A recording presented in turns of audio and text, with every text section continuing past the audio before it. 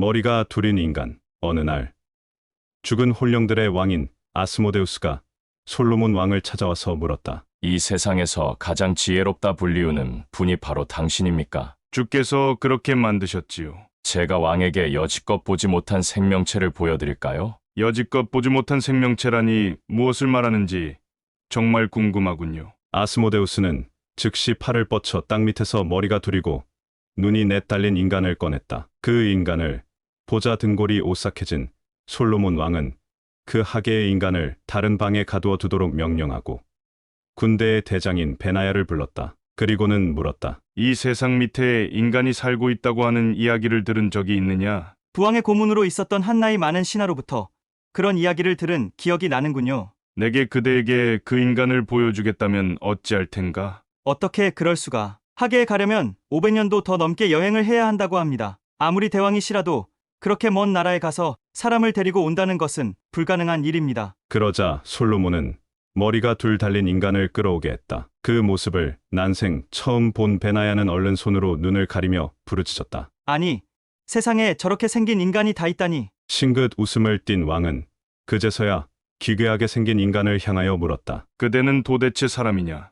귀신이냐? 저희들도 이곳의 백성들처럼 사람입니다. 단지 저희가 하계에서 사는지라 지상의 사람들과 교류가 없었을 따름입니다. 그대의 나라에도 해가 있고 달이 있는가? 물론입니다. 저희들은 농사를 지을 뿐만 아니라 소와 양도 기르고 있습니다. 해가 뜬다고 어디서 떠오른단 말이냐? 해는 서쪽에서 떠서 동쪽으로 집니다. 솔로몬은 하계의 인간에게 다시 물었다. 그대들도 하나님께 기도하는 법을 알고 있는가? 저희들은 항상 하나님의 전지전능하고 위대하심에 대해 찬양하고 있습니다. 그대는 그대의 나라로 돌아가고 싶은가? 네, 대왕님, 빨리 저희 나라로 돌아가고 싶습니다. 솔로몬은 아스모데우스를 불러 이 이상하게 생긴 인간을 하계로 다시 데려다 주도록 부탁했다. 그러자 아스모데우스는 난처한 기색을 보였다. 일단 이 세상에 나오게 되면 2번 다시 하계로 돌아갈 수 없게 되어 있습니다. 이리하여 하계의 인간은 할 수 없이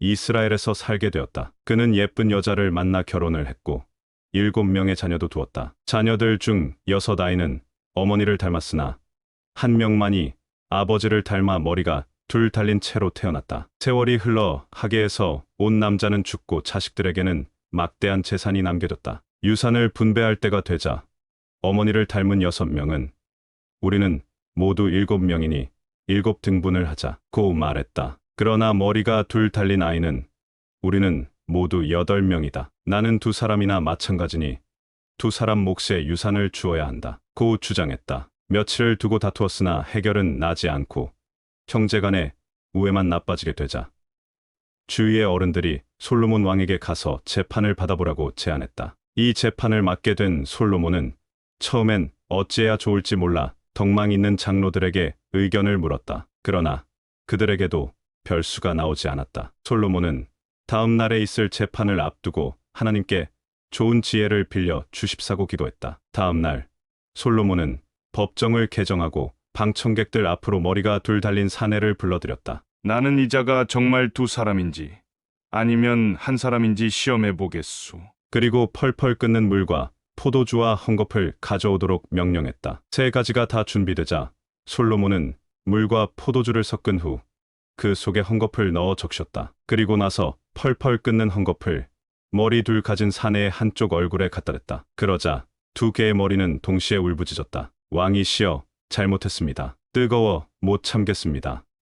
아, 우린 하나입니다. 둘이 아니라고요. 제발 이 뜨거운 헝겊을 치워주세요. 그 광경을 보고 있던 방청객들은 모두 머리 둘 달린 남자를 향해 거짓말쟁이라고 비난하며 소리치기 시작했다. 솔로몬은 욕심을 부린 둘 가진 사람을 꾸짖은 뒤 재산을 7등분으로 나누어 형제들에게 사이좋게 분배해 주었다. 판사의 자격은 겸허하고 언제나 선행만을 행하며 무언가 경정을 굳힐 만큼의 위엄을 가지며 현재까지의 경력이 깨끗해야 한다. 또한 무리한 욕심은 화를 부른다는 것도 이 이야기가 남기는 점이다.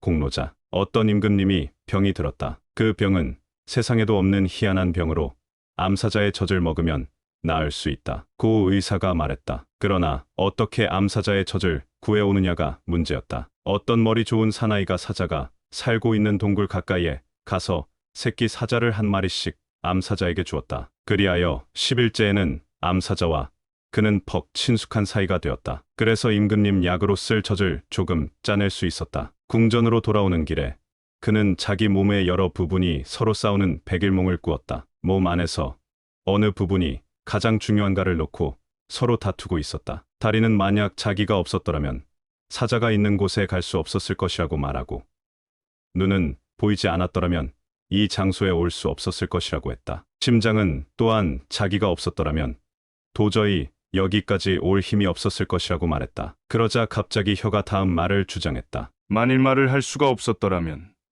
너희들은 아무런 쓸모도 없었을 것이다. 그러자 몸의 각 부분은 일제히 소리쳤다. 뼈도 없고 전혀 값어치도 없는 하찮은 부분인 주제에 건방진 말을 하지 말라. 그런데 궁중의 사나이가 이르렀을 때 혀는 누가 가장 중요한가 너희들에게 알려주고야 말 테다. 라고 말했다. 임금님이 사나이에게 물었다. 이 젖은 무슨 젖인가? 그러자 사나이는 난데없이 말했다. 개의 젖입니다. 앞서 일제히 나무라던 몸의 모든 부분은 혀가 얼마나 강력한 것인가를 알게 되어 모두 사과했다. 혀는 그들의 사과를 듣고 나서 다시 말했다. 아닙니다.